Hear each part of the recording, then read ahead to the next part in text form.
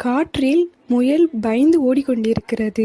ஏனென்றால் அதை சுற்றி நரியும் கரடியும் சிங்கமும் துரத்தி கொண்டு போய்க் கொண்டிருக்கிறது.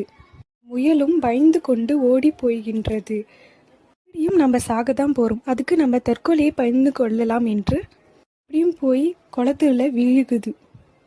பூச்சி பாம்பு எல்லாம் அதை பார்த்து பயந்து கொண்டு போகிறது. இதை பார்த்து முயலுக்கு அப்பதான் ஒரு தெளிவு கிடைக்கிறது.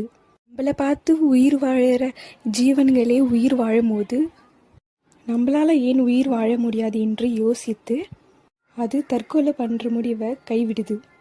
நம் வாழ்க்கையில் எவ்வளோ கஷ்டங்கள் வந்தாலும் தற்கொலை பண்ணுற முடிவை மட்டும் நாம் எப்போதும் எடுக்கக்கூடாது.